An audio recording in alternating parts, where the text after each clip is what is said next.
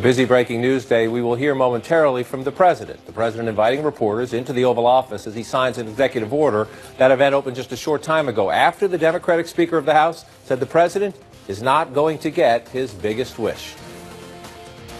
There's not going to be any wall money in the legislation. What did he say today? It doesn't matter what Congress does. I knew that he wanted it all to himself. I mean, oh, really?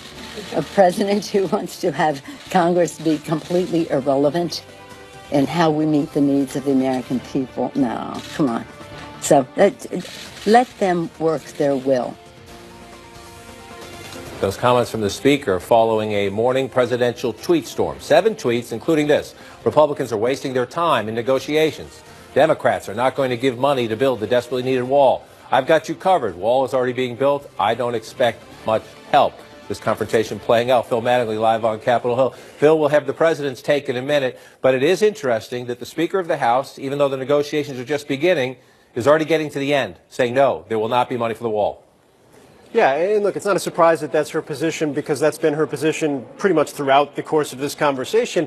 But I think it was interesting, given the fact that the conference committee is meeting, and given the fact she has made clear both publicly and behind closed doors to her members, I'm told, that it's time to let the conference committee, let these appropriators, let these Democratic members work their will, work on their own, and see what they can figure out. Now, I was also interested, though, with something that happened later on in the press conference, John, where somebody was asked, what about some type of enhanced fencing? In other words, there are clear red lines here where the president stands and where Democrats stand, but where is the gray area here? Could you get enhanced fencing? Could you get some type of semantic win for both sides? It's what we've been talking about for a long time. Is probably the only way out of this that people would agree on.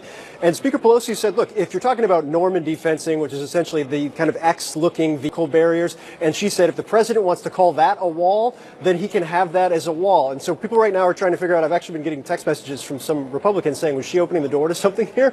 Which probably underscores the moment we're in right now, that people aren't totally sure what's relevant, what's not, and what tea leaves to read. But I think that's kind of the crux of things. If there's an opening semantically on what type of a barrier could actually fly, then there's a possibility of reaching a deal. If there is not, and if no wall also includes no border barriers, period, as is the opening offer from House Democrats that they just released a short while ago, then there will be no deal, and the president will likely have to operate unilaterally, John. Operate unilaterally. We'll watch this one. We're going to hear from the president, his take any minute now. Phil Mattingly, appreciate that live on the Hill. Answer those text messages best you can. With me in studio to share their reporting and their insights, Julie Hirschfeld-Davis with the New York Times, Franco Ordonez with McClatchy, Alana Shore with the Associated Press, and CNN's Caitlin Collins. Let me start with you. You covered the White House. This event was not supposed to be open. No. Can I connect those dots? They heard from the speaker, and they decided the president's going to try to get the last word, at least for this hour. And I think from the president's tweets this morning, we saw that he has a lot on his mind to say about this specifically. And Nancy Pelosi saying there's not going to be any money for the wall here. And it's the president who's been trying to straddle this over the last few weeks, saying, well, we don't have to call it a wall. You don't have to say that. His aides, including Kellyanne Conway, were going out and scolding the media, saying that they were calling it the wall. They were the only ones doing it. And then the president tweets this morning, let's just call them walls and stop playing games. It's the president essentially undermining what even he has said. Typically, he undermines what his aides say. He's undermining what he said when he said, let's just call it a barrier with steel slats. So it's interesting to see what the president is going to say. But there is this feeling inside the White House, and it happened before Nancy Pelosi made that comment at the press conference today, that the president is going to invoke a national emergency and bypass Congress to fund that wall. And that only feels increased now with her comment that there's not going to be any money for a wall. But she doesn't have to answer the question. She could say, look, the negotiations just started. You all know my view, but let them do their work. Let's talk when they're done. She deliberately says these things. Absolutely, because I think part of the president undercutting himself in those tweets and undercutting what Kellyanne Conway has said, which is this is a messaging thing, you are all obsessed with the word, is it's a question of winning and losing. What the president wants less than anything is to have to admit that he lost.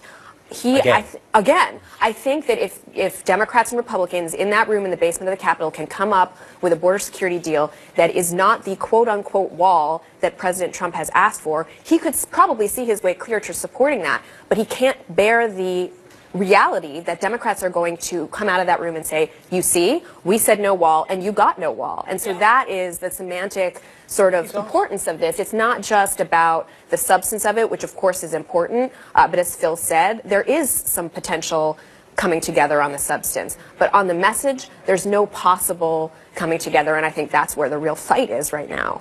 And he's also got aides in his ear at the White House who are telling him, you need to deliver on this campaign signature promise. And he's very concerned that he will not have a victory on this going into 2020. It's very important that he deliver on this. He campaigned on this. He started his campaign on this. This is the issue above so many others that he must deliver on. Also, when we think about the national emergency declaration, don't forget Senate Republicans are over shutdowns. Mitch McConnell himself is sending strong signals. I don't want another shutdown on February 15th. Do what you have to do. So that speaks to the emergency planning. There's just not a lot of support in his own party for going down that road again. But the interesting thing there, too, is that if he does decide to go down that road, any appetite that Democrats might have for giving for giving some ground on border security that Republicans actually want, that people who care about the issue would actually feel like was progress, that will go away. If Democrats believe that he's just going to do this unilaterally, there's no way they're giving even $1, I wouldn't think, for a physical barrier of any kind, because that is politically hard for them.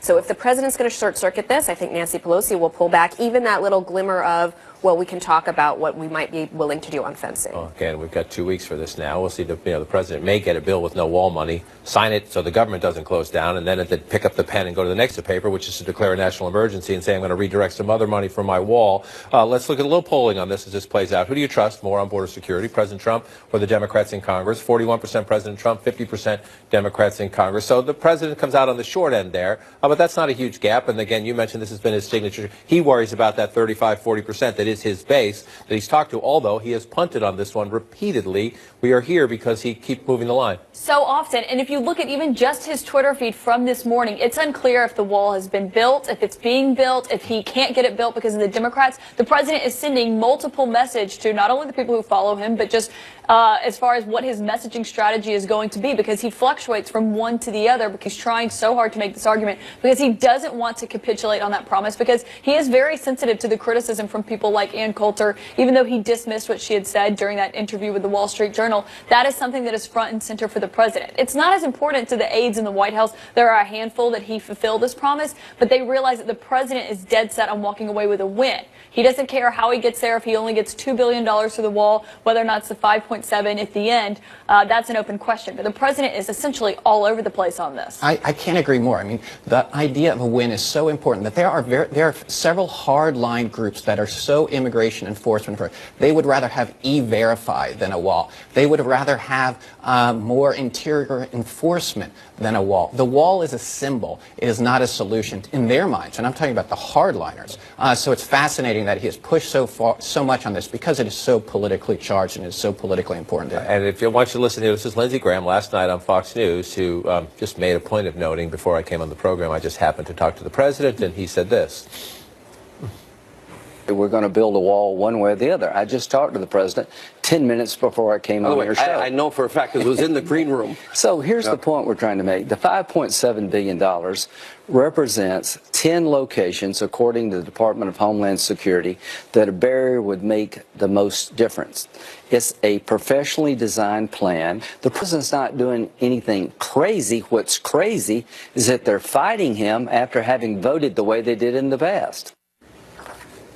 He's right that Democrats in the past, including then Senators Hillary Clinton and Senators Barack Obama, voted for fencing and a wall in the past. However, we're not in the past. The Democratic Party has moved to the left because this is so personal to President Trump. Some Democrats oppose it just because of that. And for that matter, Democrats will discuss the idea of perhaps, not a physical wall, but a technologically based wall, sensors, they're willing to go right up to the line of this physical wall the president envisions, and they feel like that's enough. So Democrats are left hanging here saying, hey, we want to discuss border security. We'll even go above the $1.6 billion we had talked about before. Well, and it's interesting that until today, Nancy Pelosi had been asked by Mani Raju multiple times if she was still a hard no on including any border wall money if they came to some agreement, and she didn't answer. She would not draw a hard line in the sand. So I thought it was really interesting, and the White House was paying attention to those comments. Well, then she comes out today and pretty matter-of-factly says this. I think the thing to look going forward is, are they still going to meet for the next 2 weeks or so? If they've essentially come to this agreement and the White House says, well, we're not going to sign whatever you come up with if it doesn't have border wall money.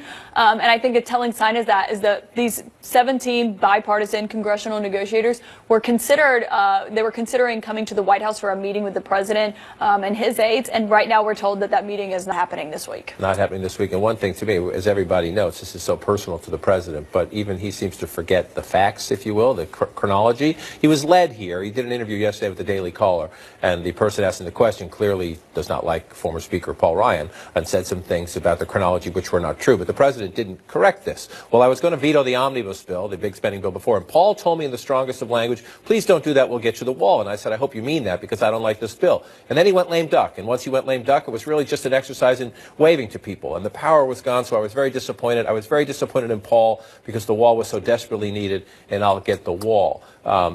Allies of Speaker Ryan like to note the House bill actually had money for the wall. It's that other place, I think they call it the Senate, which would not support it. Well, I mean, this just speaks to, I think, how over 2 years the president has just become increasingly angry at the fact that he wants to fight for the wall in every single appropriations battle he's had, and Republican leaders have consistently come back to him and said, this is not going to fly, not this time, we can't get a deal with that. And not just because Democrats don't want it, but because, frankly, for the reasons that Frank said and many others, the Republicans don't want it. They don't necessarily support it, or they're certainly not going to go to the mat for it, and hadn't been willing to for all of the appropriations battles we saw for the first 2 years of his presidency. And he got really tired of being told no, and we saw him almost veto that bill last year. And December, I guess, was the time when he said it's over. But the fundamentals haven't changed. There still is not support among Democrats and even among Republicans, as we've seen with these last couple of votes in the Senate,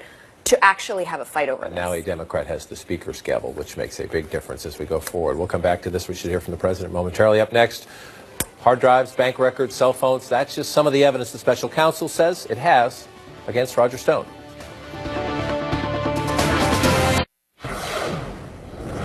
Welcome back. Quick reminder, we're waiting to hear from the President of the United States. Reporters now in the Oval Office. And just moments ago, some other breaking news. The Russia Special Counsel making a brand new court filing cataloging some of the evidence it used and seized in the Friday indictment of the longtime Trump associate, Roger Stone. CNN's Evan Perez and Sarah Murray are here for the conversation. What are we learning most of all? So they have the pre-dawn raid. Right.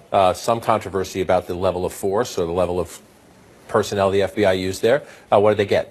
Well, you know, there's a lot of things, the type of things that you would get in this type of search. I mean, from financial and bank records, Apple cloud accounts, things having to do with his cell phone. We know that they took his cell phone and returned it a couple of days later over the weekend. So the types of things that you would expect, that when the FBI comes to your house and goes through and searches and takes a record. And one of the things that they've done today is they've put a protective order on some of this evidence, which is typical in these types of high-profile cases. It's basically make sure that whatever is being shared as you prepare to go to trial, that stays within the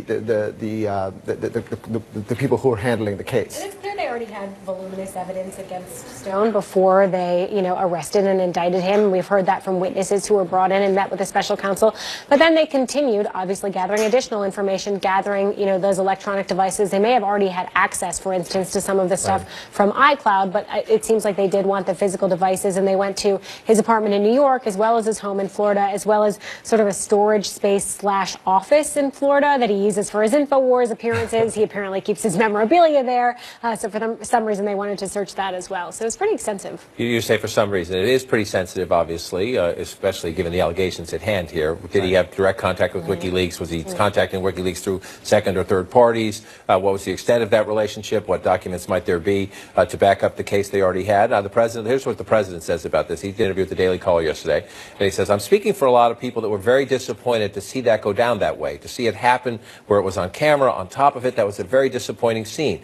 Well, you have 29 people, and you have armored vehicles, and you had all the other, many people know Roger, and Roger's not a person that they would have to worry about from that standpoint. The president essentially saying this was overkill. A pre-dawn raid, a knock at the door, FBI, all the trucks and vehicles. But the special counsel's office says they believed it was necessary because of this very point. The day before, they filed with the court, and they asked the court for permission to do it this way, and they got a judge's permission to do it this way because they said there was concern about destruction of evidence. Look, I think the president is giving voice to some of the things you're hearing from some parts of the right-wing media, but, I mean, look, when you have a witness or a defendant like this who is sort of out there making threats and and according to the special counsel making threats against other witnesses, they're going to treat him a little differently. And so I think that's what you saw happen in Florida on Friday. And by the way, on Friday, after he was arrested,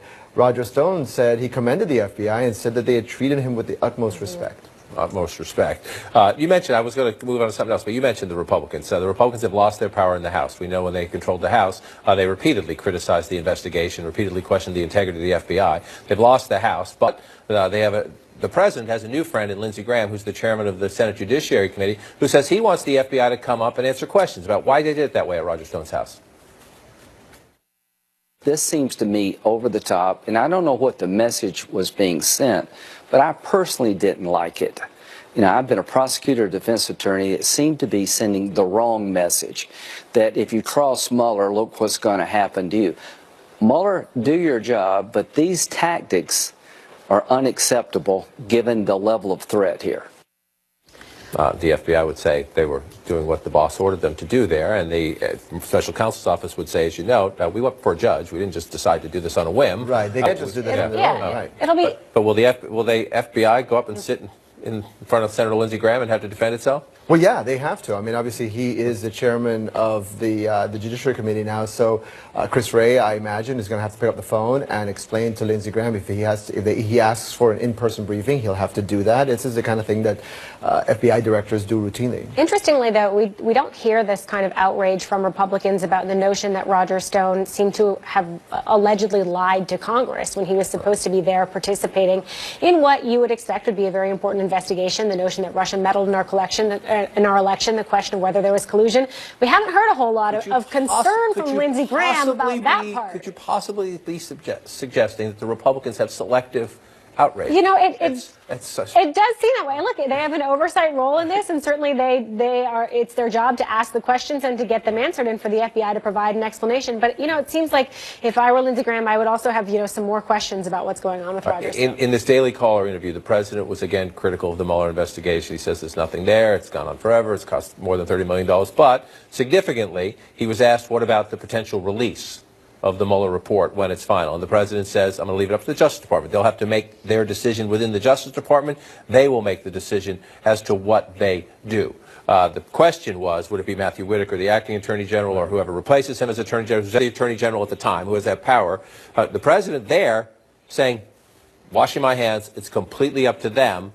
I don't know the Democrats will believe that, but that is a more hands-off approach than the president has taken if you read his Twitter feed. I think you're right, and I think it shows a little bit more comfort. I think the president feels more comfortable now that Jeff Sessions is gone. That was an irritant. That was something that certainly was a reminder to him of where things really went wrong, at least according to him, which was Jeff Sessions' decision to recuse himself. And they also don't trust Rod Rosenstein. So the idea that a new Trump pick, Bill Barr, somebody who is, by all accounts, well respected, I think he feels a lot more comfort level that Bill Barr will be the one handling the end of this investigation. I'm not sure whether that's exactly what he should be feeling right now, but that's how he feels, it seems like. Because of the personal acts with Jeff Sessions, we're going to keep that one. We'll save that quote. They will make the decision as to what they do to see if it plays out that way. Right. Coming up for us, the road to 2020 means a lot of pit stops in the Midwest as Democrats work to win back blue-collar voters in the heartland.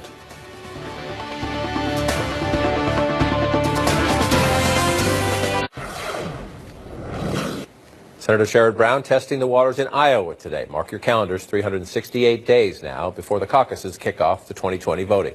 Brown believes his blue-collar Ohio roots help him better understand the Iowans who helped turn their state red again in 2016. Another 2020 contender, Mayor Pete Buttigieg, telling CBS this morning Democrats need to fix the big damage they did in the last election. Things are changing tectonically in our country, and we can't just keep doing what we've been doing. We can't nibble around the edges of a system that no longer works. The experience of the industrial Midwest is exactly the kind of experience that politics, forgive me, but here on the coasts has been ignoring, and especially in my party, that's come at a terrible cost. So how exactly should the party go about winning back those crucial voters? In a word, carefully. One Wisconsin-based Democratic strategist telling the Associated Press, don't talk down to them. Quote, it's about being able to create a message and persona for yourself that's not elitist in nature. We've got plenty of great coastal candidates running at or looking at running, but particularly in the primary, they end up talking to the bubble. That is from your piece. It's a great point. If you look, and we can put it up, just put up the 2016 results, Hillary Clinton would be president had not this happened. Iowa, which tends to swing back and forth, did.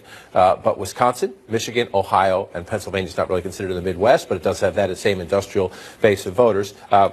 If those are blue, we're talking about the Clinton administration. They're red, we're not. Absolutely, and some would argue we're talking about a really small swath of as many as maybe 80 or 90,000 voters who tend to be more working class blue collar folks, the kind of people that Sherrod Brown sees as his base, frankly, as he starts this tour. And you know, he hasn't technically declared, but it's hard not to look at his travel plans. Iowa, Nevada, South Carolina, New Hampshire, and think like this is just a prelude to jumping in. But one name you hadn't mentioned is Amy Klobuchar, who also told me that she's looking at a decision, you know, really shortly, any day now. So she could provide a completely different interpretation of what it means to be kind of a Midwestern whisperer to these voters. You can call in, Senator, if you want to make your decision right now. We're here. You mentioned Sherrod Brown, who's, again, flirting with it. He hasn't officially decided. He's on what he calls a dignity of work tour. You mentioned the states, Ohio, Iowa, New Hampshire, South Carolina, Nevada. There's something to that if you look at a presidential primary calendar. This is him back home last night trying to make the case that the Democratic Party better start listening to and respecting and learning how to speak to people who work with their hands. A year ago, he said to workers in Youngstown, don't move, don't sell your house, we're going to fill your factories, we're going to rip them down and build new ones. He's not only not helped, he actually passed a tax law that could reward GM for making cars in Mexico instead of here in Ohio. Trump's response, quote, he said, it doesn't really matter, those jobs would be replaced, his quote, in like 2 minutes. Well, we're still waiting. Is that, I mean, you know, his point, he won't say it, is that A, Trump lied to you. That's what he's trying to tell blue-collar voters, or at least he misled you about how it would work. And B, that Hillary Clinton didn't talk to you. Well, and there's been so much talk about, you know, the special counsel's investigation and what's going on around the president, but I think this is something that's going to be a major factor, and that's actually going to be something that voters will hold the president accountable for. Maybe not the wall, that's a whole nother argument. I do think the president promising to bring back manufacturing jobs, one of his key campaign promises, didn't get as much attention as the wall did, but that is going to be something that he has to answer for when he's running for re-election if voters don't feel that he has brought back those jobs. And especially with that announcement yesterday from Foxconn that they're essentially reversing their whole strategy to create this $10 billion plant and employ thousands of blue-collar jobs in Wisconsin. And now they're saying it's going to be a technology hub that employs researchers and developers. Still good jobs, but very different jobs. They don't employ the same kind of people that the president promised would get jobs if they elected him. And he just now said, speaking with reporters, according to my colleague Abby Phillip, who's in the room, that he wishes the media would talk about how manufacturing jobs are coming back to the U.S. more. And I think we do talk about the manufacturing jobs and what factor it's playing in that. But when you have a statement like what came from Foxconn yesterday in this reporting, and the White House just says they'll be disappointed, that is something they're going to be held accountable for, because the president directly tied himself to Foxconn, so much so that there's video of him at the groundbreaking, putting his shovel into the ground. And I think that that's something he's directly tied to him now. And when it comes to the Democratic primaries, are we going to see Sherrod Brown, Mayor Buttigieg, maybe Amy Klobuchar, turn to Kamala Harris and turn to Elizabeth Warren and say, I like you, you're bright, but you're a coastal elite? Is that where we're going? I don't know if they're going to put it in quite those terms, but I mean, so clearly this is a vulnerability for the president, and he recognizes that, and his advisors are very anxious about that, and they recognize that if a Democrat or a couple of Democrats were to get in this race and really start to talk about those issues, and not just talk about them in a substantive way, but craft a message that talks to working people in the Midwest and in some of these states in a way that Democrats haven't in past election cycles, certainly did not in 2016. Bernie Sanders did in the primaries. A lot of what the president said in the general election, especially the trade stuff, you could have taken from a Sanders speech. That's true, but in the general, we didn't hear as much of that, and clearly Democrats recognized that that was a miscalculation and a liability for them, and maybe, as you said in the beginning of the segment, maybe the death knell for them and the reason that Hillary Clinton wasn't able to win.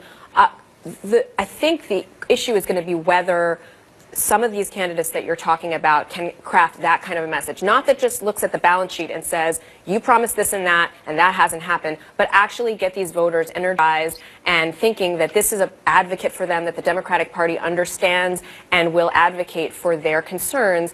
And I think it's very possible that that could lead to a moment in the Democratic primary where you have a real push-pull between someone like a Kamala Harris and someone like a Sherrod Brown, who's just speaking a totally different language, because that's what he believes the party has to do if they want to win in 2020. And it's a question, as strategists told us, of authenticity, right? I mean, Kamala Harris can certainly utter that message, but Sherrod Brown's been doing it for 25 years. So his case is basically like, it comes more naturally to me. And another thing we haven't talked about here is Medicare for all. While the Democratic primary is running to the left, the two Democrats in the mix who haven't signed on to that Medicare for all bill, Brown and Klobuchar.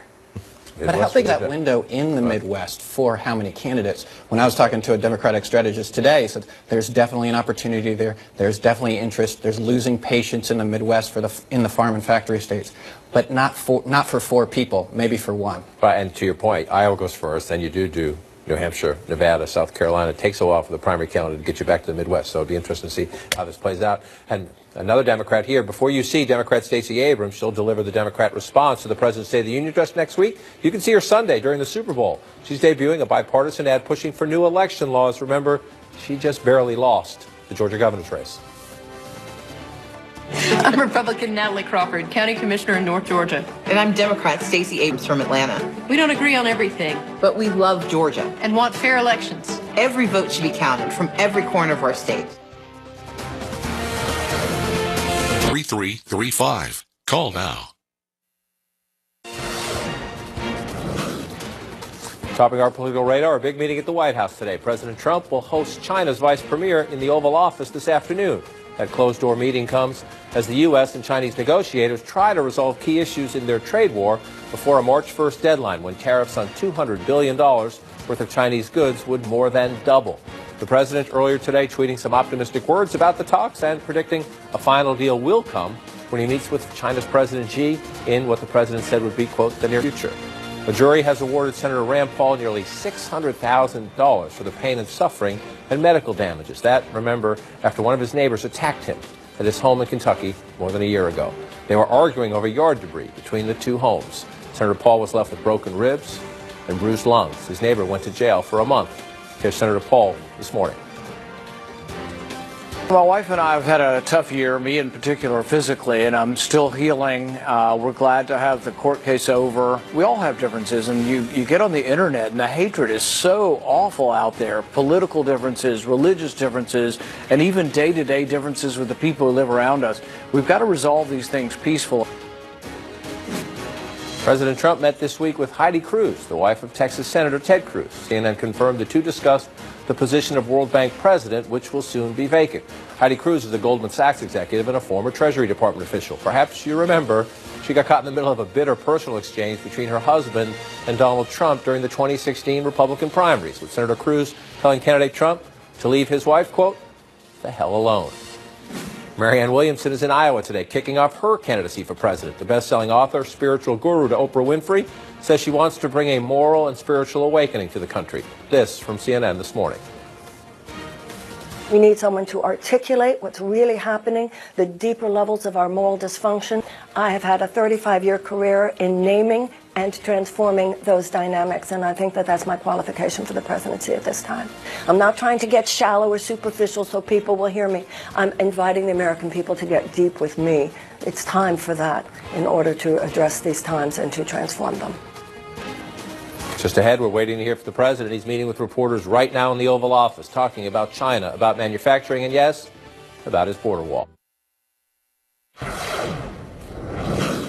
Just about a minute away from hearing from the President of the United States. He had an extended conversation with reporters brought into the Oval Office, about 20 minutes of Q&A back and forth. We'll get that tape any minute. We know among the topics the President discussed, does he have confidence in his intel chiefs, who he slammed on Twitter this week after they said some things contradicting the president. He talked about trade negotiations with China. He talked about manufacturing jobs in the United States. And he talked about his confrontation with Congress over his request for a border wall. As we wait for the president, Democrats made their opening bid today in the conference negotiations, the compromise negotiations now going on. Democrats proposing a $55.8 billion funding bill for the Department of Homeland Security that includes more money for Customs and Border Protection, more money for disaster relief, more money for Secret Service and deployment, border security technology procurement. Doesn't say the word wall in here as we wait for the president.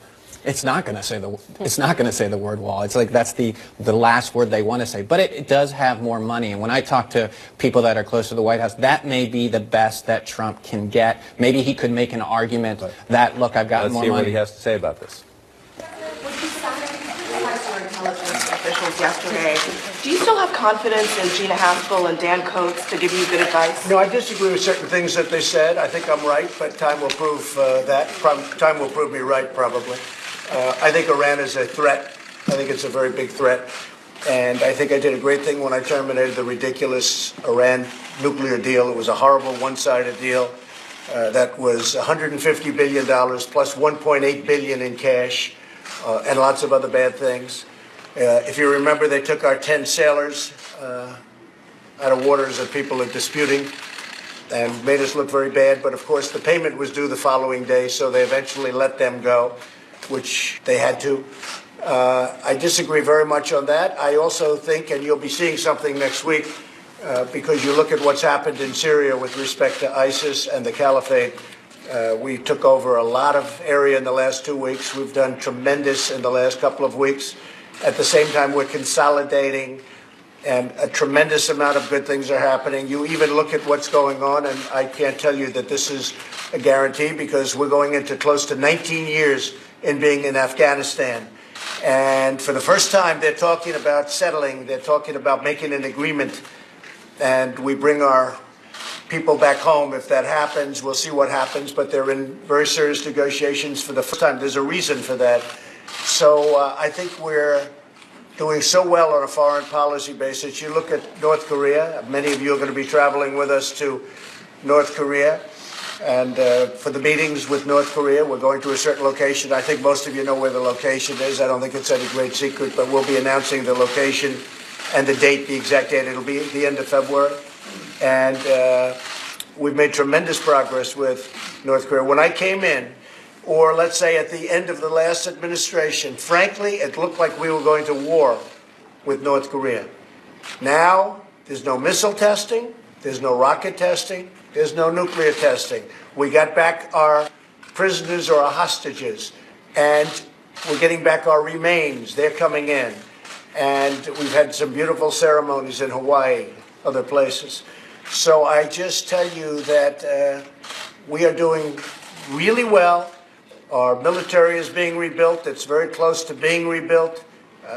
Tremendous amounts of new aircraft, new ships, new weapons of all kinds, which we need, because hopefully the stronger we get, the less you have to use it. I guess you know that from growing up in school.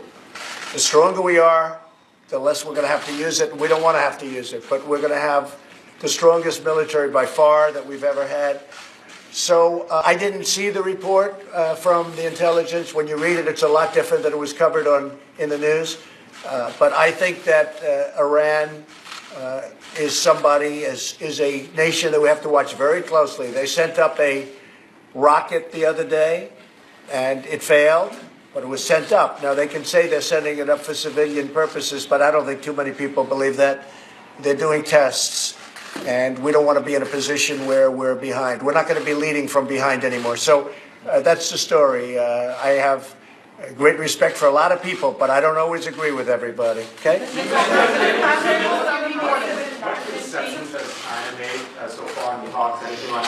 So it's great. Well, we're going to go into everything. You probably saw this morning I put out a statement. We're going into everything. This isn't going to be a small deal with China. This is either going to be a very big deal, or it's going to be a deal that we'll just postpone for a little while. But we've been dealing with China. We've had a great relationship. I have a great relationship with President Xi. The relationship of my people to Chinese representatives has been very good. They're negotiating now. They'll be coming over here at about 4 o'clock. And we'll be talking to actually one of the top leaders in China, as you know. I think that probably the final deal will be made, if it's made, will be made between myself and President Xi. But we're certainly talking about theft. We're talking about every aspect of trade with a country. And we're talking about fentanyl, too. As you know, most of the fentanyl, which is killing 80,000 Americans a year, it comes through China. And in China, it was not criminalized. And they've agreed to criminalize fentanyl and give it the maximum penalty. The maximum penalty in China, if you're selling drugs, is death. It's the death penalty. And they've agreed to do the death penalty for selling fentanyl. And if it's shipped to the United States, that would be a very severe penalty. So I think it's going to have a tremendous impact. We put that one item into the trade deal, the fentanyl. I think that's a very important item to put in. But they've agreed and agreed very readily. We really appreciate it, to criminalize the sale of fentanyl. Steve? You think you'll make the March 1 deadline? I don't know. I mean, it's. I can tell you this: a lot of people are working. What happens? We're charging large tariffs to Chinese products that are coming in, which hurts China. As you know, you saw the reports. Out of the 25 points, we're paying for 4 points out of the 25. They're paying for 21. That's a big difference. I've always said that. We're taking in billions of dollars, and frankly, we're creating a lot of industry. But the rate goes from 10% to 25% on March 1st. So they would like to do it, and I'd like to accommodate them. If we can, I'd like to accommodate China if we could get the deal done. It's a lot of work because this is a very comprehensive deal. This isn't what we're talking about, you know, they're going to buy some corn and that's going to be it. No, they're going to buy corn. Hopefully they're going to buy lots of corn and lots of wheat and lots of everything else that we have. But they're also talking heavy technology, heavy manufacturing, financial services, and everything else. So you may have to extend the talk beyond March the 1st. Is that what you're saying, sir? I think we can do it by March 1st. Can you get it down on paper by March 1st? I don't know. I can say on March 1st, the tariff on China goes to 25%, and that's a big tariff. Mr. President, a couple of days away. I'm just curious, what's the tone looking like for the State of the Union, sir? And then I don't know if you've seen Democrats have tapped the rebuttal speech, Stacey Abrams, who ran for governor of Georgia. Any thoughts on their picks, sir, or any of the messaging? Oh, I campaigned against Stacey Abrams. I know that President Obama campaigned for her, Michelle Obama campaigned for her, and Oprah campaigned for her. And all Brian had was me. And he won fairly easily, fairly easily. So I hope that she does a good job. I mean, I respect her. I don't know her. I haven't met her, but I hope she does a good job. And the tone for your speech, sir, can you tell us how the state... I think it's unification. I think it's industry. I think it's about the people that you see right here. It's also working with these people because they've been incredible. We have had some incredible report, and we've had incredible Republican support. The problem is the Democrats, when they say we don't want to build, as an example, we don't want to build a wall because it doesn't work or because it's immoral. Well, it's also immoral, the people that come into our country that shouldn't be here and kill people. That's immoral, too. That's a lot more immoral. So, but I really think it's going to be a speech that's going to cover a lot of territory, but part of it's going to be unity. Yeah, please. Nancy Pelosi said this morning that there is not going to be a wall in this deal, but she did say she'd be open to other kinds of physical barriers. Would you accept that? No, because if there's no wall, it doesn't work. She's just playing games. So if there's no wall, it doesn't work. And we're building the wall right now. I mean, a lot of people don't know that, but we have a lot of wall under construction. We've given out a lot of contracts over the last 3-4 weeks, good contracts. A lot of wall is soon going to be under construction. We're finishing up design on certain areas, the most important areas, the Rio Grande area and others. We are building a lot of wall. I'm not waiting for this committee. And I've told a lot of people, I don't expect much coming out of the committee because I keep hearing the words that we'll give you what you want, but we're not going to give you a wall. And the problem is, if they don't give us a wall, it doesn't work. Without a wall, it doesn't work. We have caravans right now coming up from Honduras, who we give a lot of money to, which is stopping, by the way. But we pay hundreds of millions of dollars to Guatemala, Honduras, and El Salvador. And then they have caravans leaving their country coming up here. And by the way, if you go to Tijuana and you take down that wall, you will have so many people coming into our country that Nancy Pelosi will be begging for a wall. She'll be begging for a wall. She will say, Mr. President, please, please give us a wall. It'd be very interesting. Some people have suggested, let me take the wall along California. Let's move it to Arizona. Let's move it to Texas. And it'll be a very interesting statement about Nancy. So, in California, they wanted the wall built in San Diego so badly, and we built it. And probably I should have waited. Because as soon as it was finished, they started screaming, we don't want a wall, we don't want a wall. But they wanted the wall so badly. And by the way, it worked. Nobody's getting through. But the minute it was built, they started saying, we don't want a wall. Without a wall, it doesn't work. It's very simple. I mean, I'm not saying this as a Republican. I'm not saying it as anything other than a fact stater.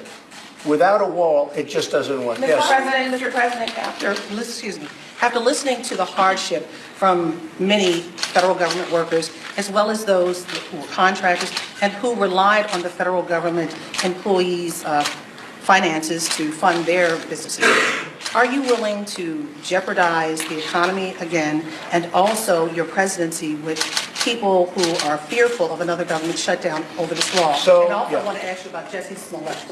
Have you heard about that story? The Chicago situation, the actor from Empire who was allegedly attacked with racist and homophobic.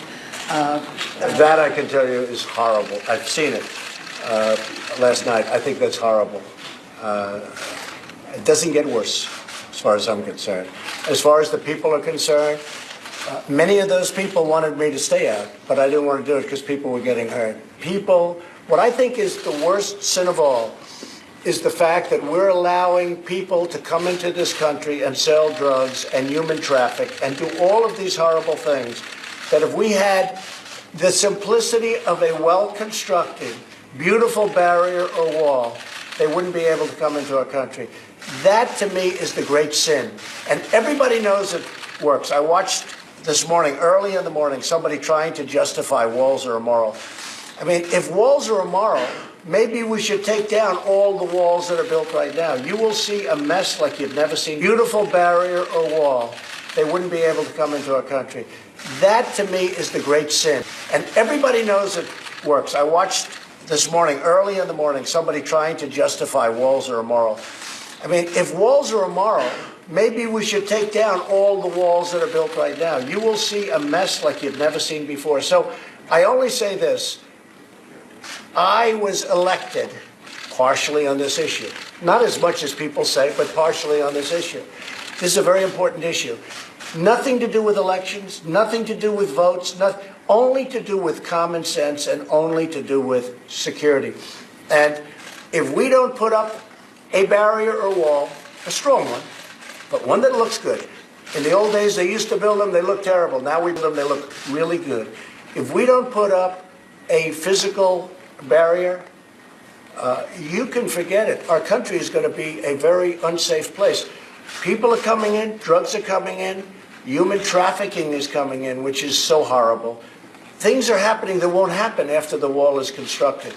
So we're building a lot of wall. We're building new sections starting in about 2 weeks. We're building some brand new sections, large sections, and the wall is getting built. I would like to build it even faster, but it's getting built, and it's getting built very substantially, as some of you see because you've been there. Yeah, please. And the immigration question. But first, if I can just clarify what you said about North Korea. Do you have an agreement with North Korea on the time and place for that next summit? Yes, I do.